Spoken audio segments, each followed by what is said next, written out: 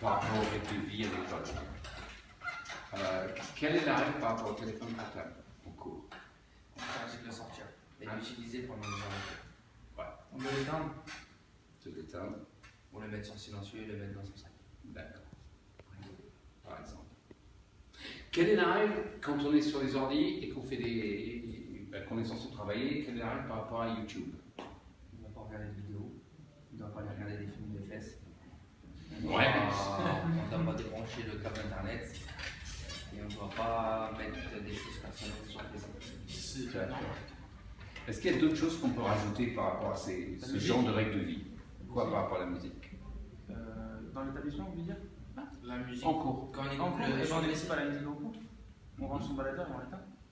sauf si le professeur a autorisé, mais pas fort pour pas gêner les autres. Bon, moi je suis à peu près d'accord avec tout ça, sauf que là aujourd'hui, on va presque tout oublier. On va pas oublier de regarder les... Mais bon, YouTube, pourquoi pas? Utiliser son téléphone en cours, pourquoi pas? Si c'est pour filmer, si c'est pour prendre des photos, si c'est utile, pourquoi pas? Ok? Aujourd'hui, on est dans l'expérimentation. Donc on va passer une journée entière à faire de l'expérimentation et on va voir ce que ça donne. Et à la fin, vous allez me dire ce que vous en pensez. Vous êtes d'accord? Ouais, on va. Bon. Alors, on va quand même se donner un thème. Et le thème qu'on va se donner pour ça, c'est pas vous surprendre, on va se donner comme thème le déroulé d'un plan de vente. Donc là, on est au cœur du sujet de vos futurs métiers de commerciaux. Exact. Et on est au cœur de ce que vous allez faire en épreuve de cadre. Bon. Mais on va travailler ça un peu autrement.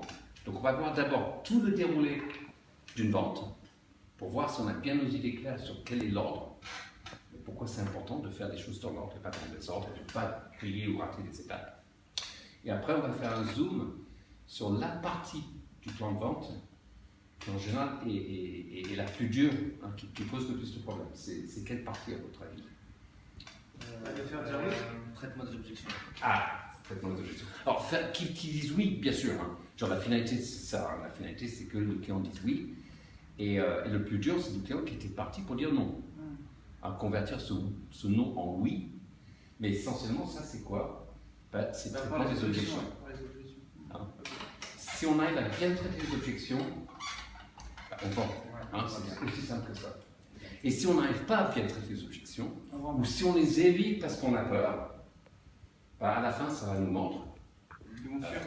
Ils vont fuir, ils n'achèteront pas, ils s'échapperont, parce qu'on n'aurait pas su traiter les objections. Ils verront la concurrence. Ouais, exact. Ok, on va commencer au tout début par baliser le plan de vente. Donc pour ça, je vais vous donner des feuilles. Et on va faire... on va commencer par faire un schéma heuristique ou un mind map. Ça vous dit quelque chose? Schéma heuristique, ça parle, mais... Google Maps. C'est une façon de mettre ses idées en ordre. Donc... Ah, le tableau des priorités? Non. Vous allez chercher le produit dégraissant. Je crois que ce serait une bonne idée. Parce que là, il vaut mieux effacer le soir avant de partir. Il faut, si on n'efface pas tout de suite, ça sèche et après on peut... Bah ouais, ça n'est pas la peine. On va essayer de nettoyer, parce qu'on va essayer de faire les choses proprement. Je suis enfin passé à la caméra, ça y est. On va faire un relais. De toute façon, avant de rentrer sur les calculs. Ah, par contre, oui, non, j'ai fait.